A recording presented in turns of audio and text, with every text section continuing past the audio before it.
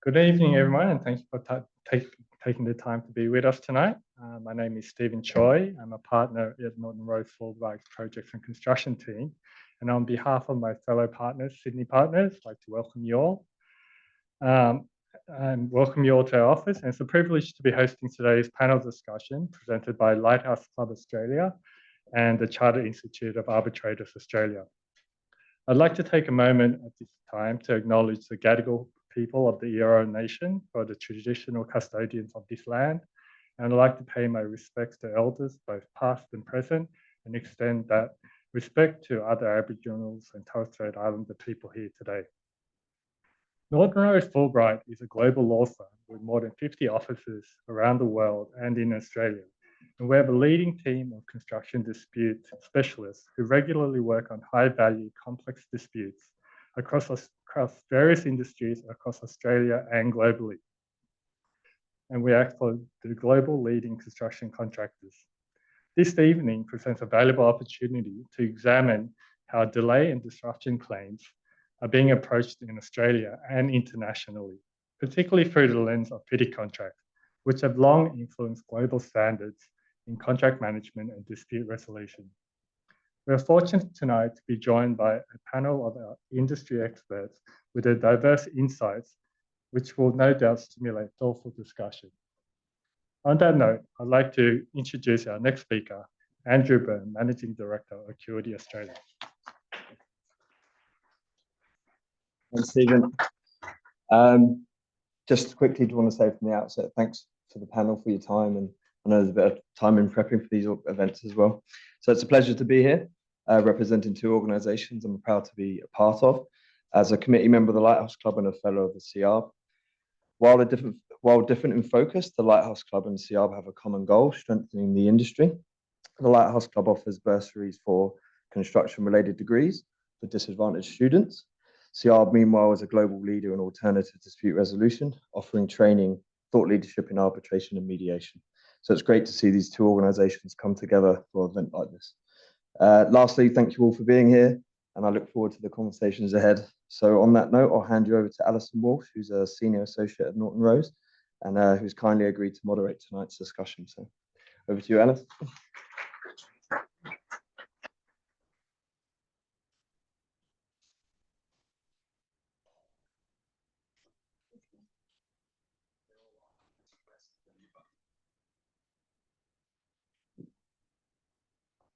Thanks, Andrew, for the introduction.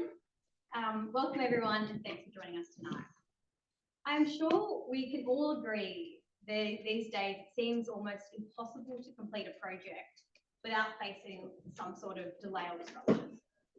So tonight, we are grateful to have Mark Dempsey SC, Glenn Warwick, Gary Parr, to help us navigate what to do when these sorts of claims arise and share their experiences and lessons learned from both local and international practice.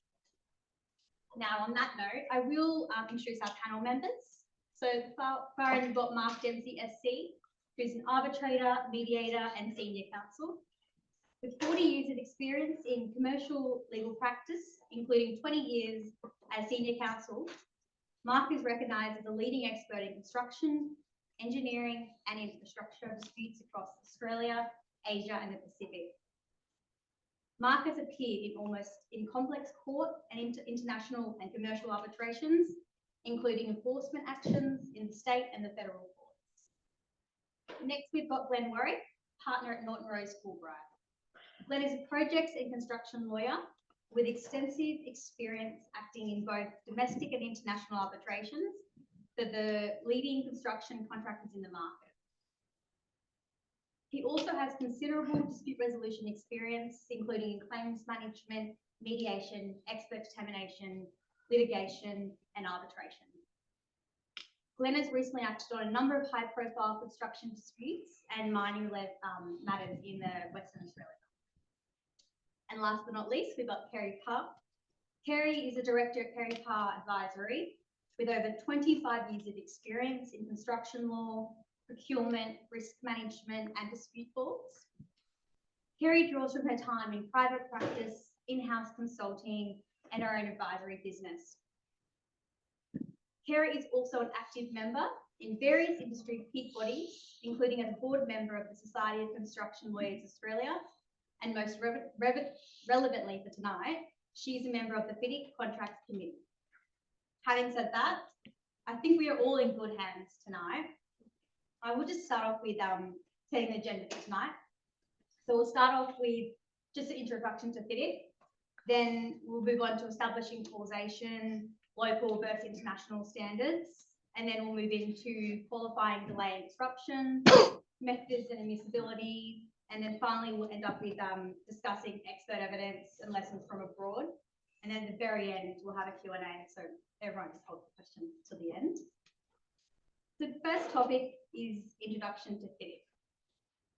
So Kieran, I thought it would be helpful for the audience here tonight if we could just kick off with a high-level introduction to what actually are the FIDIC contracts. Thanks.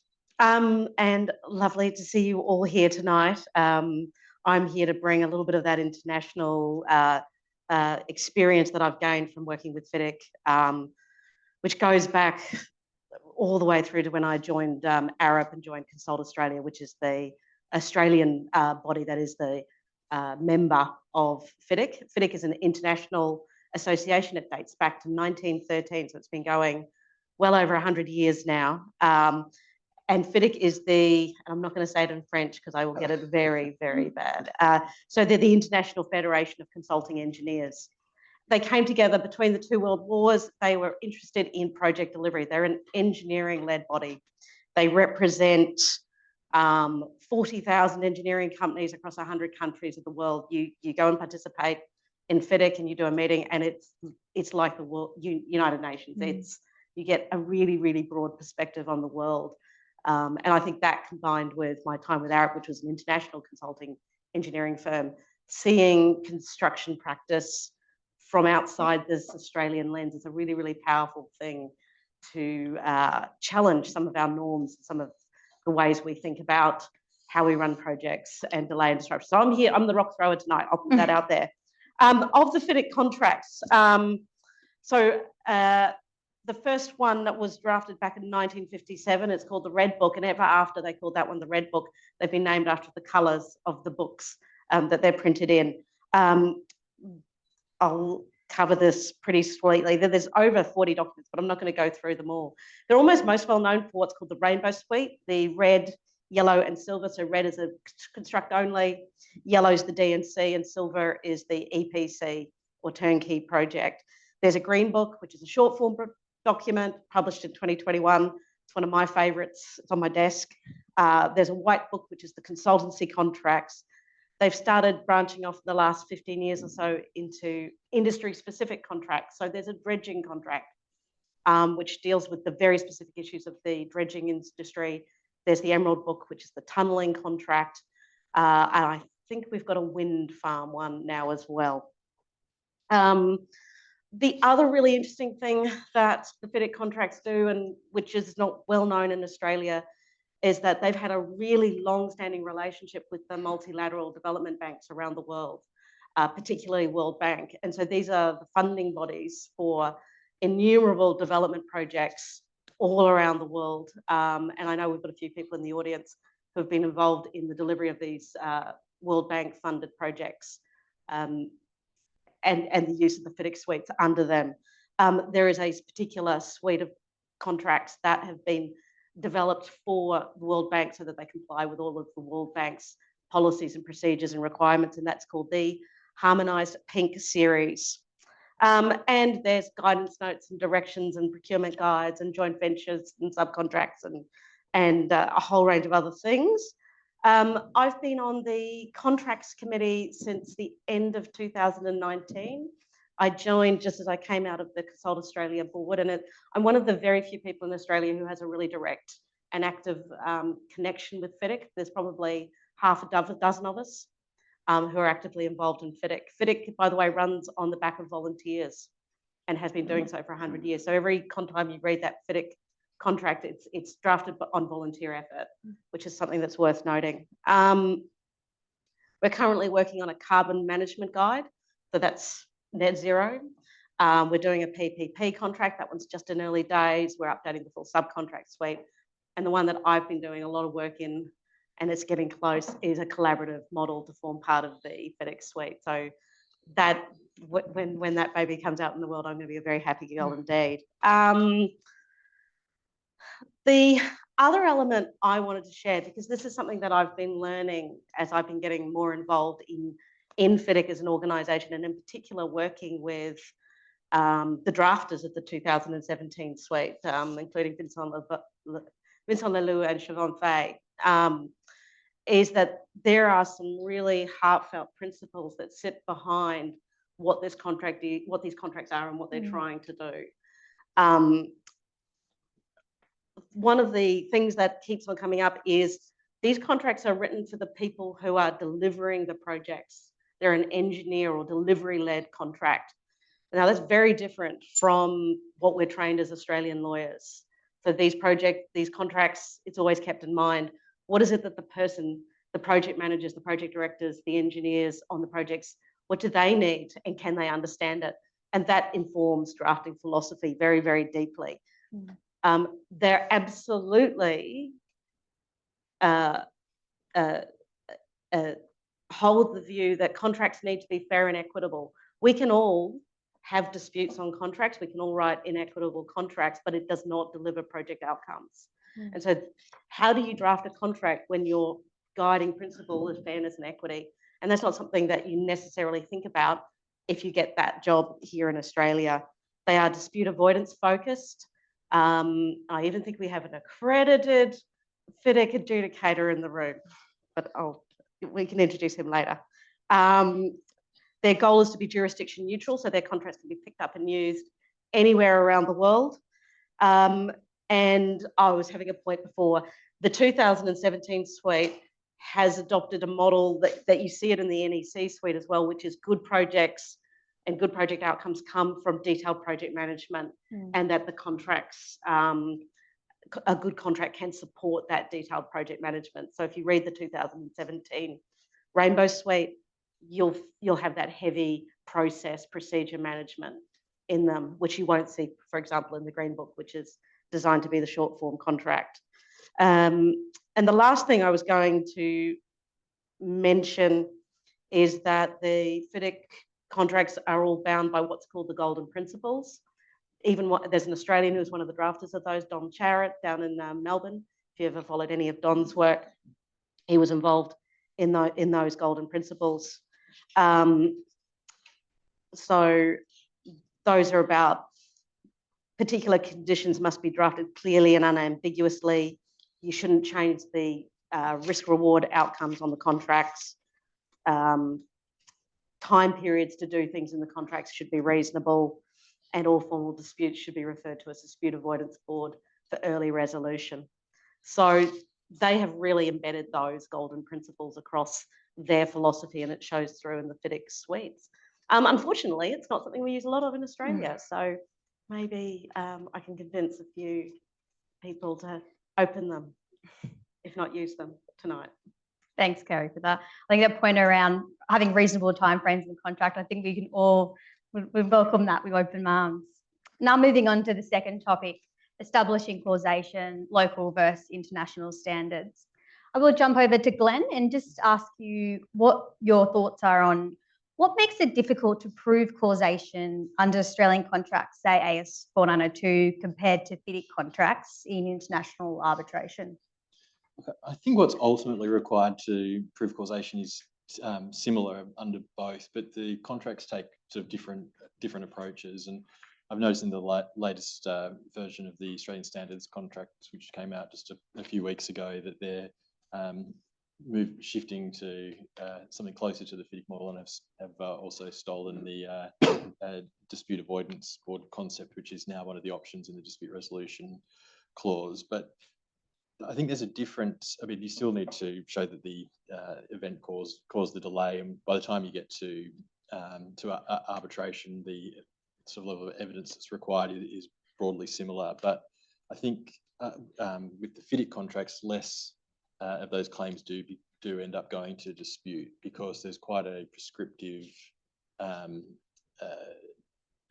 set of information that's required. You've got to put in your claim within 28 days for a start, and otherwise you're barred, although there is some discretion.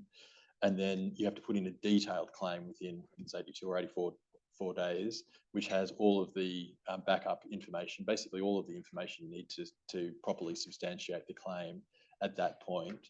Then they introduce, they've got the concept of the dispute avoidance board, which if the engineer's decision is not liked by one of the parties, it can go to the board for a sort of binding decision. So you end up getting a lot of these disputes around causation dealt with at the up front, and also it requires the parties to keep proper records because they know they've got to get that claim in within that that relatively short period of time. Whereas with the Australian standards contracts, we see that you're dealing with the issue of sort of causation in trying to pull together all those primary documents often years down the track. So I think that's one of the main differences. I mean, there are all sorts of other differences in the way that FIDIC disputes are dealt with sort of internationally. But some of those things might come out of the they don't necessarily come out of the contracts themselves, but in areas like in the Middle East, where FIDIC is absolutely sort of dominates, although I think they're still using the government contracts in some Middle Eastern countries, the 87 Red Book. But there's also can be differences in approach for because they're either civil law jurisdictions or they've just don't come out of that sort of common law. But we might get a bit more into that a bit. Yeah, I actually think that actually moves quite nicely into my next question, and I may as well ask Glenn, given you're already talking about it. I was wondering whether Australian courts, and this is in your experience, use a more flexible, common sense approach, while does FIDIC tend to require a more stricter link between cause and effect? What are your thoughts on that? I don't really think so. Not in my experience. I think that the yes, the FIDIC contracts are sort of more rigid in what they require up front, in that they require you to sort of put in the hard yards and keep proper records, pull together claims early and properly. But there's flexibility built into the FIDIC contracts that you don't see so much in the Australian standards. These contracts are often both heavily amended, so you end up with that often sort of can bring them closer together. But the there is a sort of overriding sort of independence under the FIDIC suite that you often don't see in the Australian standards once they've been amended. And I think that internationally, that independence and impartiality of the engineer or under Australian standards superintendent is more stark. Often here you'll get the superintendent being agent, whereas that independence and fairness under the FIDIC contract seems to be at the very heart of the contracts. And I also think that internationally, particularly in civil law jurisdictions, the obligations of good faith and fairness come into it, and so it does end up with quite different outcomes, I think. And I think that's one of the takeaways is that you can structure your contract form in a way that's more likely to avoid the disputes. So the layering of things that we're seeing with the FIDIC suite, it starts with early warnings of claims. It's combined with first layer of decision making, or it's the requirement to do the documentation. You then layer it with an engineer acting fairly and impartially. And then you've got the dispute avoidance board, which is an independent 3-person board in place from the very, very beginning of the project.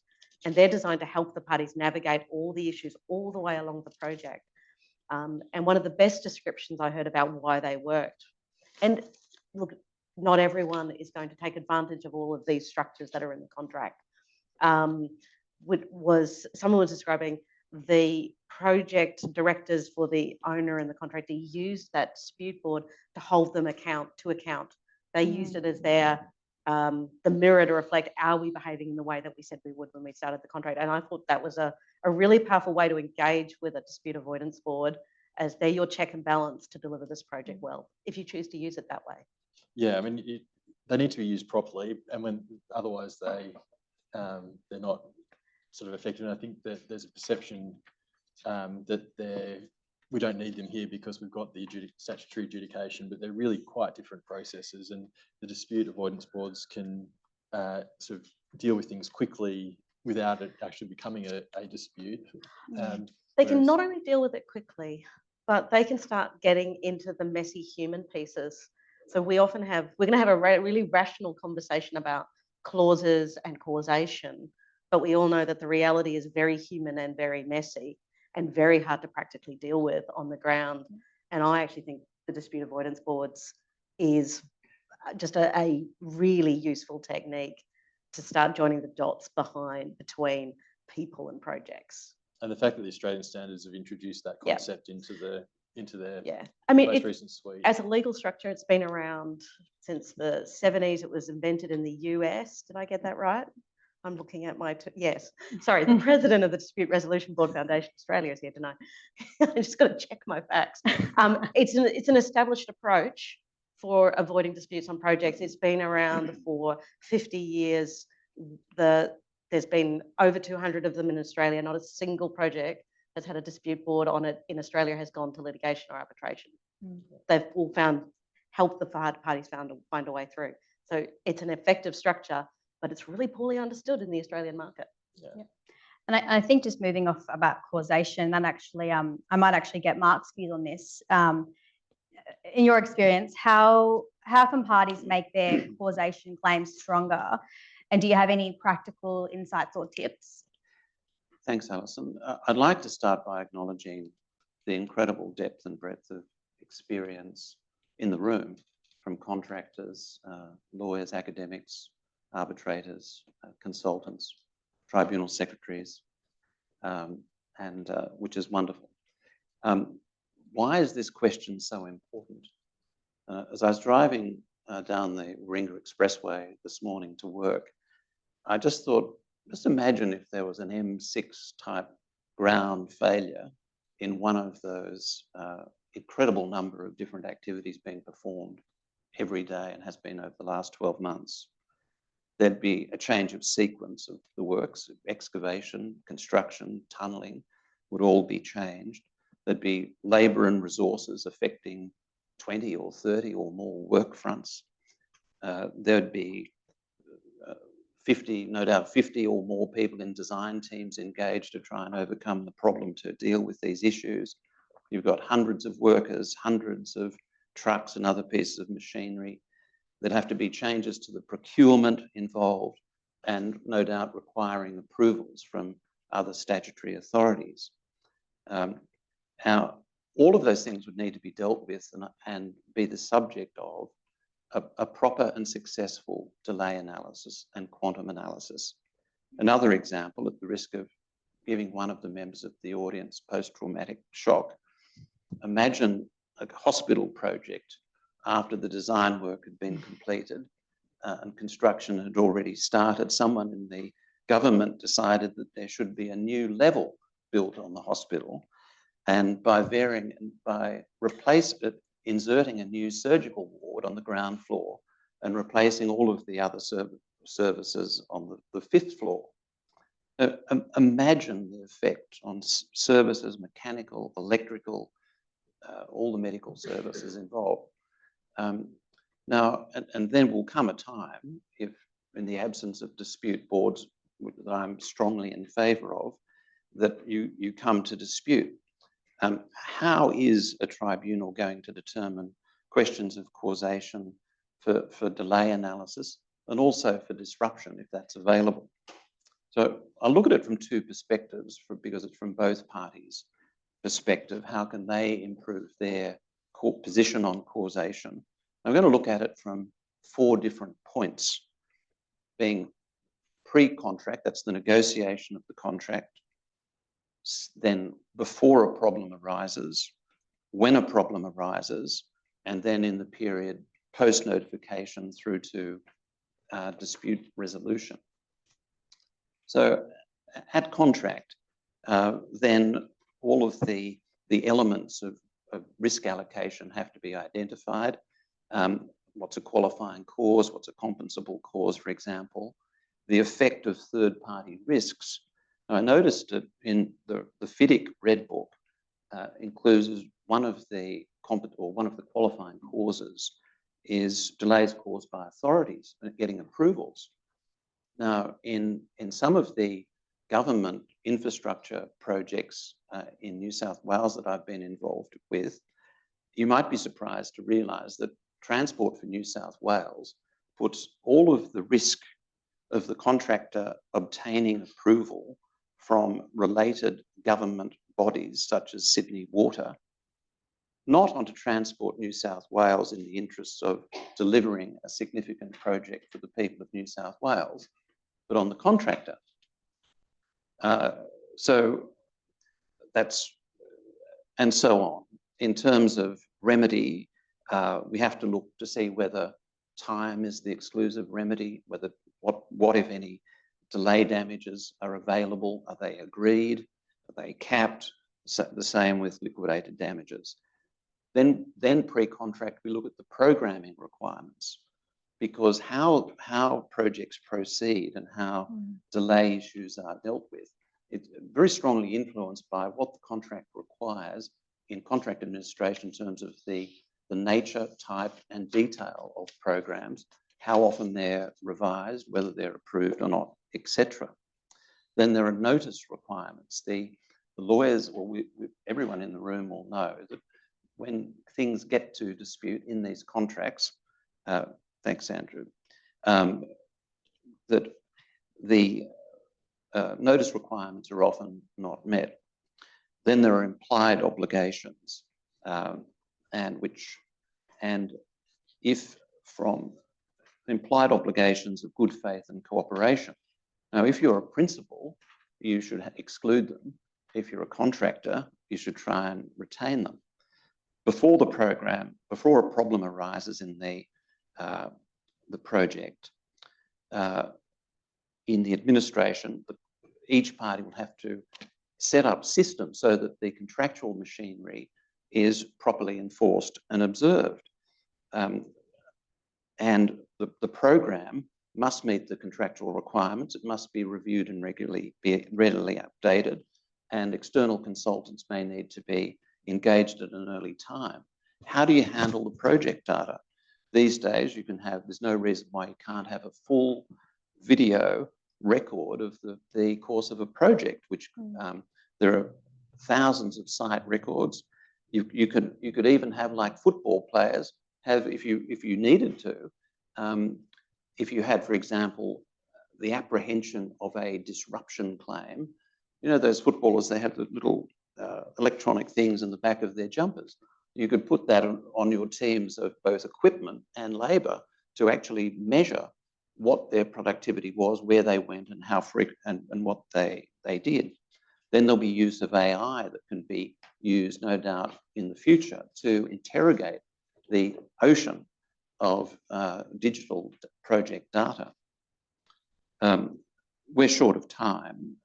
When a problem arises, it's incumbent for both parties to set up systems that can record accurately and reliably the effect of a delay or an incident on both time and cost, particularly if a disruption claim is going to be advanced. It's often talked about, but disruption claims are very rarely run and very rarely successfully run because they're too hard to prove. So if there is a problem, systems have to be put in place that will provide the means for the dispute team down the track to deploy them. And also, when a problem arises, that's when dispute boards are best employed, because problems can be nipped at the bud. Dispute boards don't work, in my experience, if problems just get stuck in the system, they're never resolved. And at the end of the day, you've got large disputes. Now, sorry, I'm getting on to the next question there.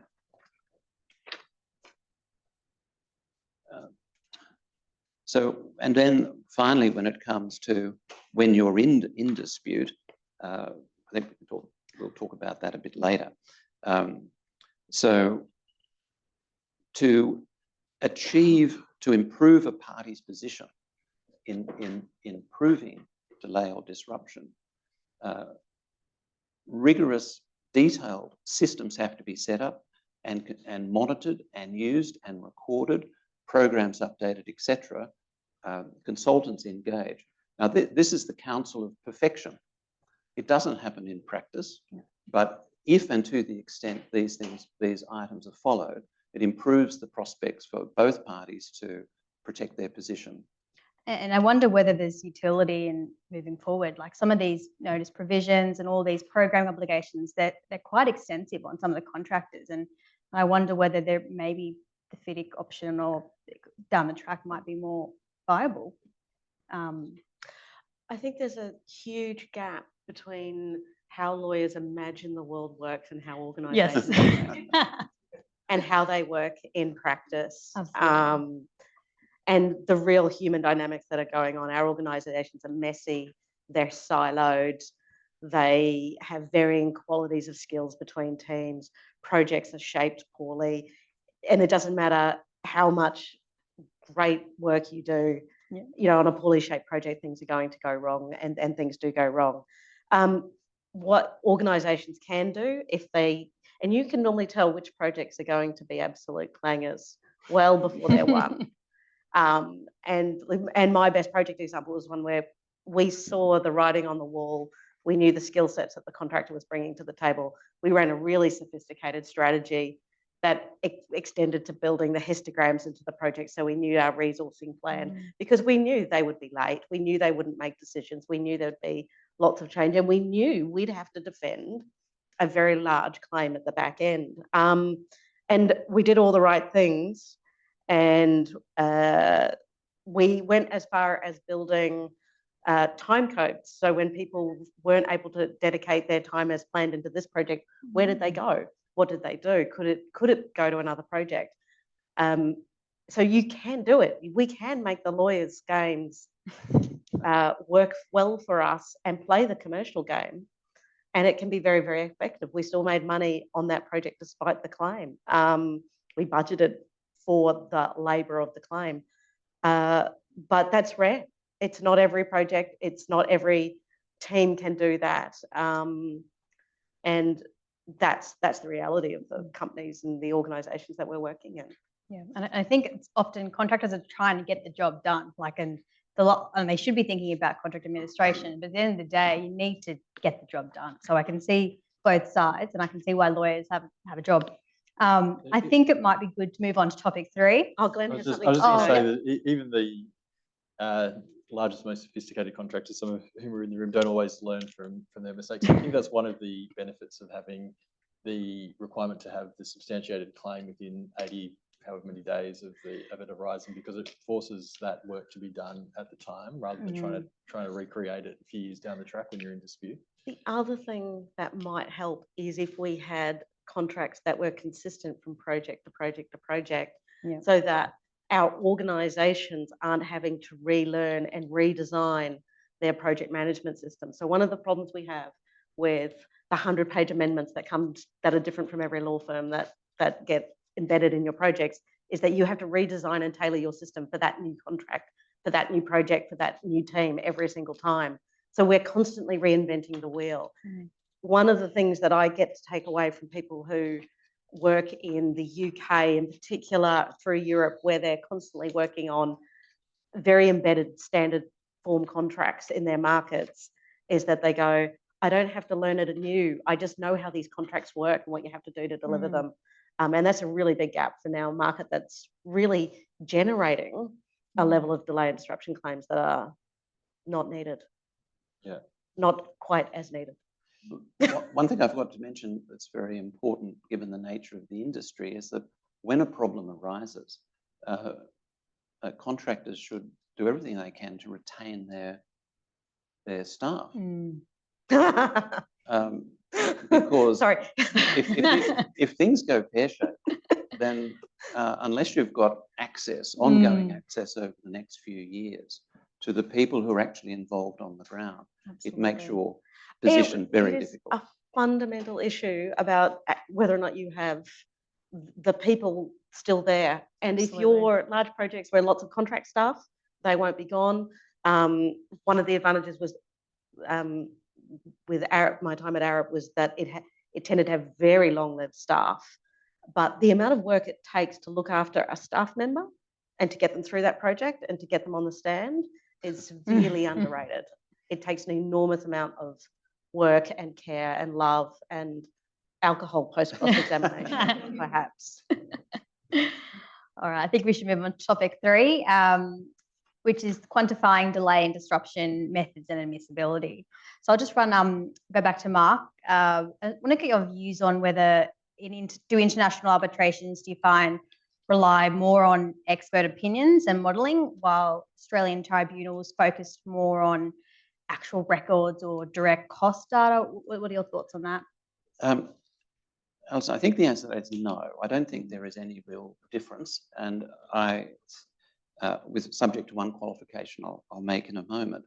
And I think that's because of the harmonisation of practice through the influence of international arbitration. Secondly, the law firms are increasingly, like yours, an international firm where it's very common for young lawyers and more senior lawyers to have experience overseas. Then the consulting firms are now more and more being in global consulting firms. And so there is a consistency of practice that's developing. Australian arbitrators, some who are very well known and very well regarded, are really at the forefront of practice in international arbitration, in the common law world. And their influence is being felt in the way arbitration is being conducted in Australia, both international and commercial. In terms of, and I think it's the same generally speaking of the courts, the arbitrators that you're likely to get in a large infrastructure dispute, either appointed or selected by the parties, are likely to have a lot of project experience. Within the courts in Australia, there is a great degree of different levels of expertise and sophistication in the various jurisdictions. But there have been, great construction judges like the Honourable Robert McDougall, KC, who is completely attuned to and on top of delay analysis and quantum. I think the question which was asked, whether Australian courts are more likely to take a fact-specific rather than program analysis, may spring from a fairly recent case in New South Wales that I'd be happy to, if anyone's interested, I'll be happy to talk to them afterwards. White Industries, where comprehensive programming analysis was rejected, and a judge sought to determine all of the facts himself. But I think that is a completely anomalous approach, and in general, I think our procedures are harmonising with world practice. Can I say something? I think there is still a bit of a difference between, and it might come out of the common law, civil law distinction, but when I was working in the Middle East, we found that, like to give you an example, that we had an arbitration which was about 300 million US, and that the hearing was 1 week. Now, I think that if that case were to be heard here, whether it's arbitration or in court, it would have gone for closer to a year than a week. And it wasn't just the length of the hearing as well. It was a really sort of tight timetable to get to that point. And there's a lot of work done with sort of experts, conclaves, in advance to be able to have that hearing in such a tight time frame. But I think, one of the things that I think we could still do a bit better here is to ensure that arbitrations don't are quicker and cheaper than the courts, because that's not always the case at the moment. Absolutely. I think that actually might move nicely to the next question, Kiri. How can parties balance the need for, I suppose, detailed delay analysis with the challenge of proving lost productivity or inefficiency? What are your thoughts on that? I think I'm going to answer a different question. Please do. Please do. I wanted, before I get to the end of tonight, I want to get the point out that I think we've ended up in a system that is using programming and delay analysis to deal with the contractual risk of liquidated damages of entitlements to delay claims at the end of it. And we've built a whole system, we've embedded in our contracts. We know how to do this very well. So we become skilled at different methodologies for delay analysis. We become skilled at collecting the evidence that supports those delay analysis. We know how to argue them. We know how to build very large EOT delay claims. It's a very contractual role that's happening. And I might have gone online and LinkedIn and started the debate with a couple of the very serious commentators in the space and was asking them the question. And I posed the question that we're now creating contract structures where the dominant purpose is to use programming as a tool to make delay claims and to make disruption claims. We're not creating contract structures that are for better planning and delivery of our projects. And so my whole concern is every time you go, oh, how can I deal with a delay claim? I'm sitting here going, the solution isn't in more programming and more programming methodologies and more delay claims. My question is, how do I build a structure that has people working on how good their planning on delivery is, how good they're doing. We were even doing risk analysis of delivery. We think about programs as only having one program of how you get from point A to point B. And they're going, what if we did programming with what if scenarios and you understood the risk implications of different what if scenarios? That would completely change the function of the role of programming inside projects. So, and someone else who's also a fan of collaborative contracts says, this is not my quote, it's Ian Hepton Stalls if you follow him. I personally wouldn't contract in a way that feeds this massive industry of claims management and arguing over who caused what and who owns float. So that is really at the heart of what's going on our projects. And Glenn, I wouldn't mind getting your thoughts on that from more of a private practice recent Just experience. to throw it in. Well, look, I think Sorry to put you on the spot there. We're all part of the machine. Yeah, and I think that I mean, there is a whole sort of industry about it. I mean, I think that's one of the things that the FIDIC contracts do well is they do require that sort of work to be done up front.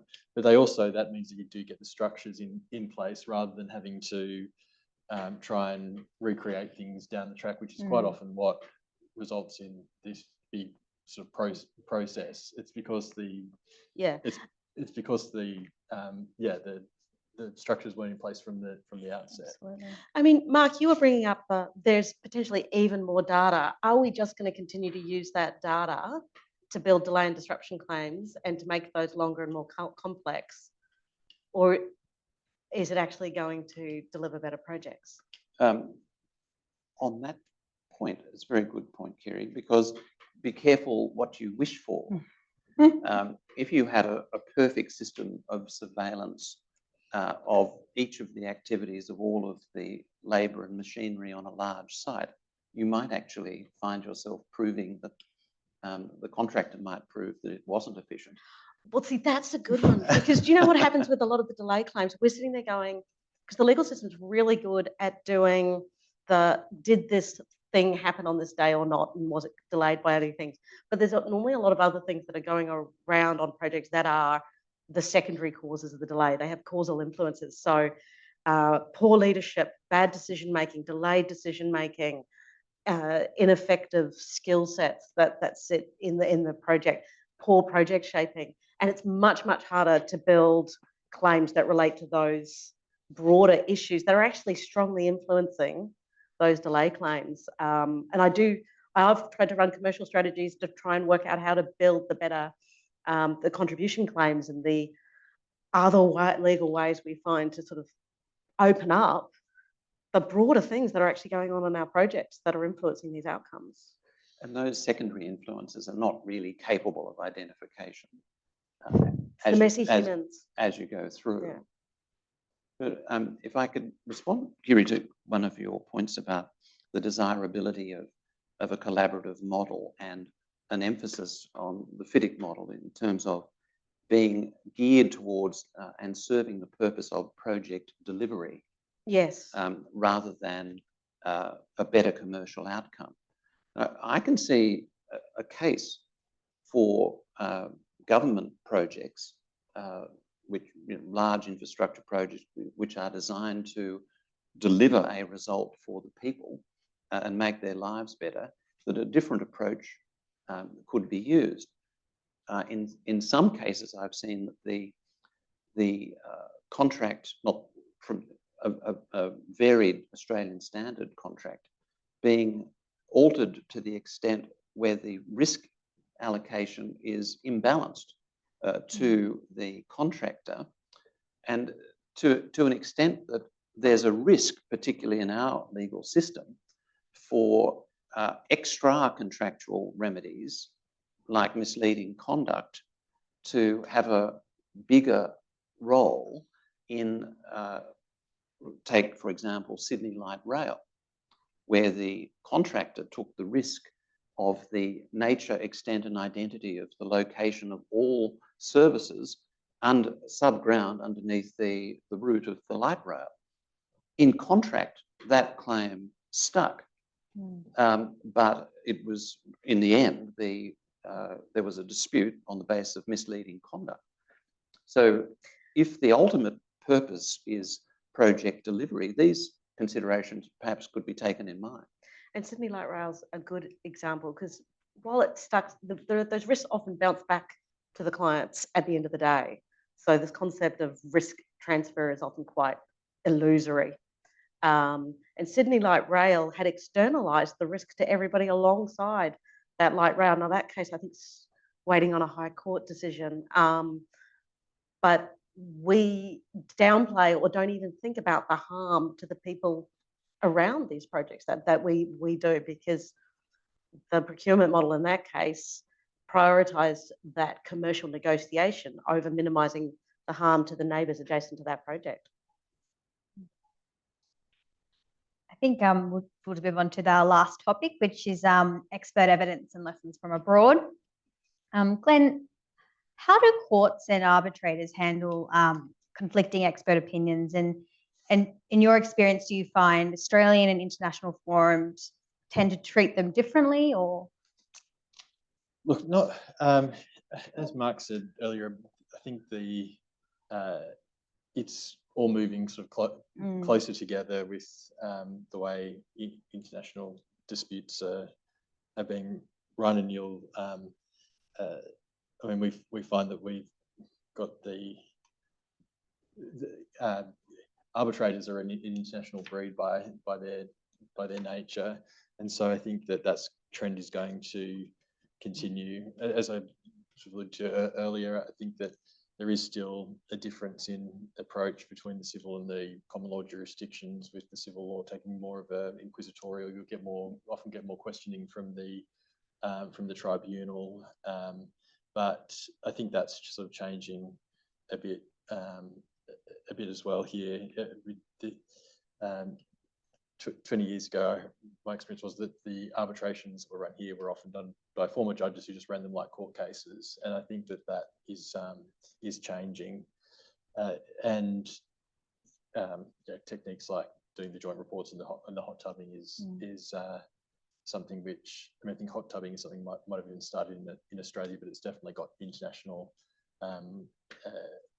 attraction now, and I think that tribunals should be constantly searching for ways to deal with all aspects of the arbitration more sort of quickly and more efficiently. Absolutely. Because the cost of a large construction arbitration can be, you know, eye-watering. And it's just as expensive sometimes as running it through the courts and the time. So, Yeah, and yeah, sometimes more. So I think that tribunals, so often I think the difference between a really good tribunal and one that doesn't operate so effectively is a tribunal who's prepared to stick to a firm timetable. They don't get bogged down in the procedure. You'll quite often have arguments around sort of procedural fairness and natural justice, sort of slowing it down, but then the pendulum swings the other way and it becomes, you know, disadvantage to the party that wants to push it on. So I think the tribunals that have got the courage to be firm about sort of time frames and to ensure that the overriding objective of the arbitration to get a you know, just and cost-effective solution is fulfilled. Yeah, and I just want to I know Mark, you touched on before the use of AI slightly, and I think it would be given how predominant it's coming at the moment, I think it's useful to explain how do tools like scheduling software, AI, or modelling affect how credible an expert opinion is seen to be. I think from the discussions I've had with various consultants and delay experts, there is some optimism or hope that the tools will be introduced which will assist them in the interrogation of the sea of digital data for project records. I understand that a lot of tech companies are going around to consultants suggesting or offering models to assist them in this way. I want to say I know how incredibly difficult the task of a delay expert is. I see the advantages, possible advantages of AI will be in the interrogation of data, even including images. In terms of the progress of work, for example. But it will pose extra difficulties because of, at this point, the great and justifiable skepticism or reserve that, for example, courts and tribunals will have about any material that is developed using AI. So it'll pose extra obligations on the experts to say, yes, I've used these 3 techniques to identify relevant facts. And then I have proceeded in the usual way with that having been done, I will proceed in the usual way to identify what are the real causes, what's my logic, and why my logic is a better and more accurately reflects the fact rather than my opposite numbers. And at the end of the day, all of this information has to get through the brain of one single person or 3 people if it's a 3-people person tribunal. And with projects becoming increasingly complex, I think we do need ways of sort of synthesizing that information down to something that's manageable. Well, I'm probably following the dispute avoidance software, and there are some really good tools coming out that are using the AI to find they can predict problems on projects faster than humans and see the patterns earlier, both on a cost basis and a time basis. So the preventative software is really good as well. It's starting to come through. I mean, we may get to a point where they can also decide the outcome without, If we're lucky. and probably do a better and more accurate job than Can't do it any worse. And I've heard it said that, you know, that sort of software that can see patterns and it can overcome a commercial imbalance between very large principals, perhaps, and contractors or subcontractors, potentially. But at the end of the day, there are people delivering these projects, and what is the capacity of those people to see the problems and to be willing to act? So the real challenge is to see if we can build people with the skills and structures that support problem finding, information sharing, expertise at the time when you need it to solve those problems, and a scenario which doesn't have us bringing out the big guns every time there's a problem, and that we find a way to resolve them without sitting our organisations in highly complex claim scenarios. In my experience, all commercial disputes, most commercial disputes are relationship based in their genesis. Oh yeah, very emotional creatures we are. I will just move on to our last question, and good way to wrap up the session is, Kerry, what can Australia learn from, I would say, how FIDIC arbitrations handle delay and disruption claims, and what, in your experience, could be shared the other way around? I think one of the big takeaways is that we should not here in Australia think that the way we run our projects is the only possible way to run the projects and to build how we think about project delivery. Australia actually is more of an outlier in terms of its aggression in market than most other jurisdictions. So I think we have a lot to learn, and that we don't have to continue to normalise some of the behaviours and positioning that we have normalised in our market. There are other ways. That said, we've got a country full of really good builders and people, and lovely, because on the individual projects, we actually all know we work with really good people, and we don't all like what we are asked to do or how we are asked to behave day to day in our business, and we would like it to be different. But we've got an industry that's full of really good people. I think, does anyone have any closing remarks before I open the floor for Q&A? I would just to follow on from that, just saying that I think FIDIC has sort of led the way in a few of these areas, including, you can see now that the Australian standards have adopted the dispute avoidance boards, and yeah, I think the collaborative contract when it comes out, we want to watch. I hope so. Alrighty, so Q&A, we do have some microphones, so we can pass around if anyone has any questions for the panel members. Don't be shy. No questions, they're shy. Go, Kelly. Like you said something before about a lot of disputes are relationship based. Absolutely agree.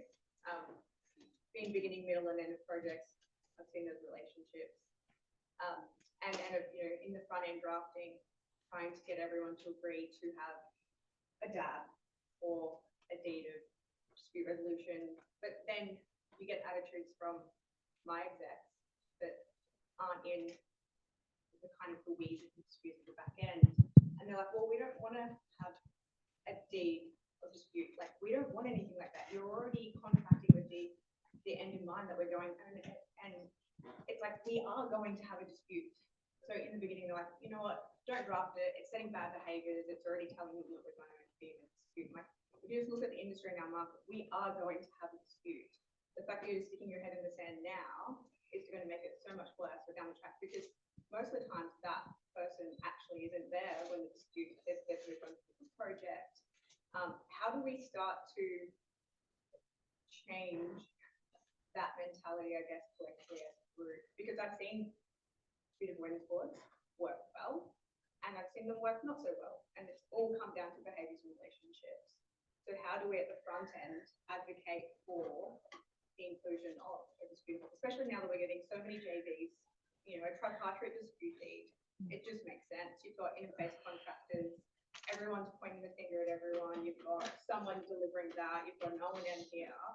It just makes, like, logically, it just makes sense, but you can't get the buy-in. It's so hard for me to get the buy-in. And for me, my comparative example is, would you run your company without a board? But some boards are good and some boards are bad. But overall, we all agree that having boards that are there to set strategy for our companies is good, in the same way that I would say that a dispute board is a overarching good. I've been engaging with dispute boards for a relatively short period of time. I am, to this day, still surprised about how late in my career I started learning about them and what they did. I am surprised by the lack of knowledge of them and how they work in the construction industry as a whole, and what they're trying to do. And you know, there's a group, you know, there's a group here who are, there's 100 of us who are trying to tell the story, but we're a very small cohort and it's very hard to get people to hear that. I don't think we have normalized the idea that we need to govern the relationship between parties on projects. That's not a philosophy that's normal in the Australian market. And I just need, maybe tonight we've started a little bit of the journey to go, if we're going to start delivering our projects better, actually thinking about the governance of the participants in the project and how you bring them together as a temporary organisation is something that we need to engage in really, really seriously. You'd never set up a company without a governance structure. We should not be setting up our projects without a governance structure. Pure alliances have it through their CLT structures. We've got the dispute avoidance board. This is the structure that's been working successfully for decades now that we can put into our transactional contracts. How do I keep that conversation going?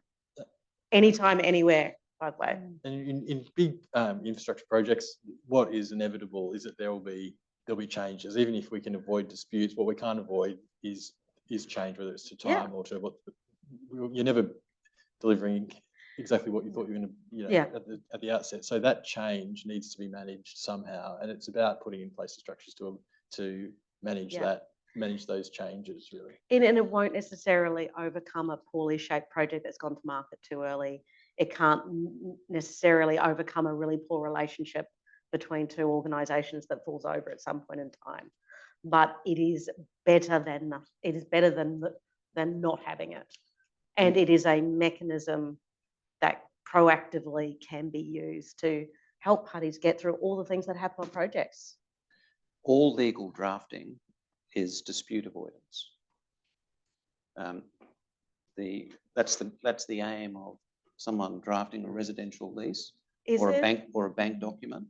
It's to set up the legal relationship so that there are not disputes, and since that represents 90% of the contract, why not go that extra 10%? When, as Glenn says, disputes are inevitable. But that's how I look at it. I mean, every single clause is drafted in the context of hundreds of years of experience, and the point of each clause is to avoid there being a fight about that particular clause. But I think if you don't have a party who's buying into the process and is prepared to do it properly and in good faith, then they don't work, and it's not. There's no point. So you've got to get everyone invested in it and do it properly, and then I think everyone benefits from it. Could I just say a word in favour of AS 4000 last edition? It entrenches in Australian construction practice the good faith and fairness of conduct of an independent certifier. So that it's very good. We often talk about how the civil law has a notion of good faith imbued within it. I mean, the Australian contracts have embraced that. Yeah, as long as it's not amended out. Yeah, true. We do like our amendments. Is there any other further questions? Yes.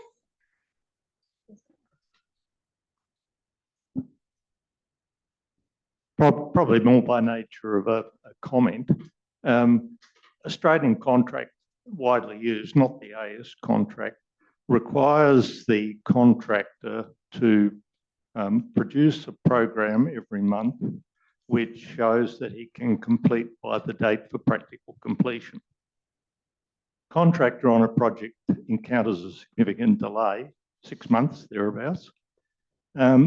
Principal says, well, draw me a program that's going to show you finishing on time. How ludicrous.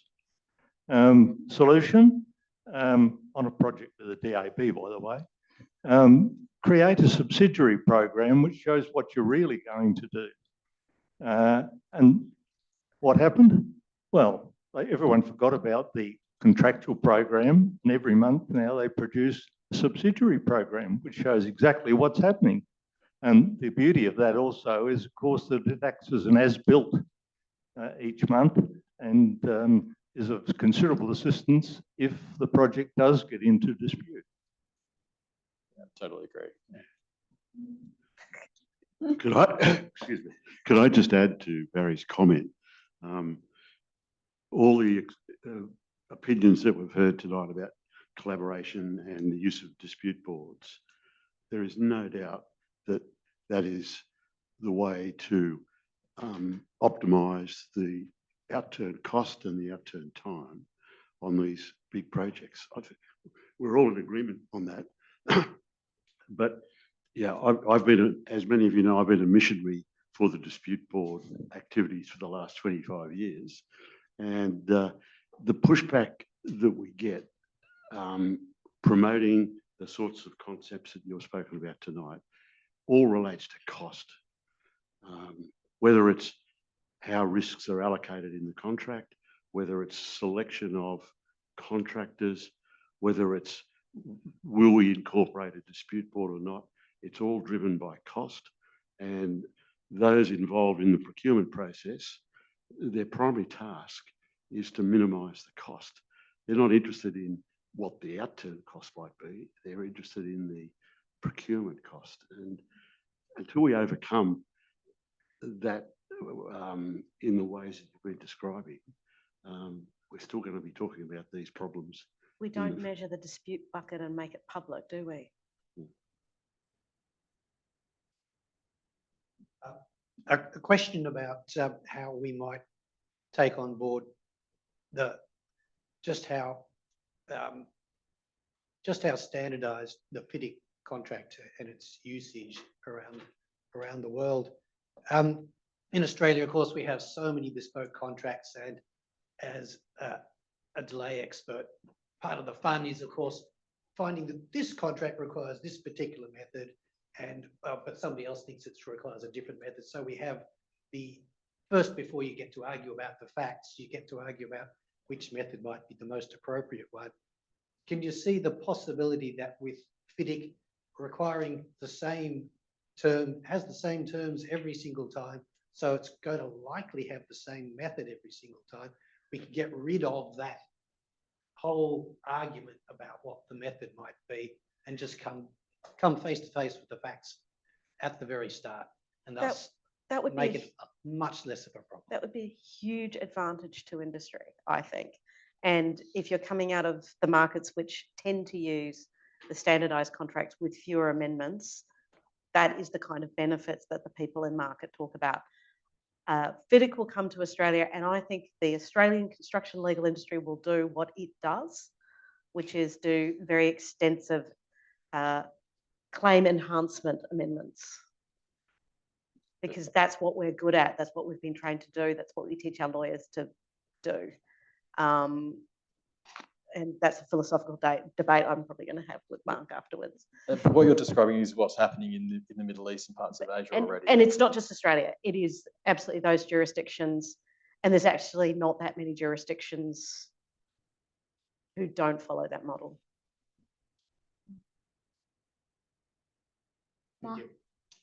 Mark, do you have a burning comment? I can see you. Okay. Is there any further questions? He doesn't do the crunchy drafting at the front end. Any further questions from the audience? All right. So I think we just wanted to thank the panel members for the very insightful discussion and debate around delay and disruption. And I'll just hand it over to Andy for some closing remarks. Just maybe give everyone a round of applause. Thank you.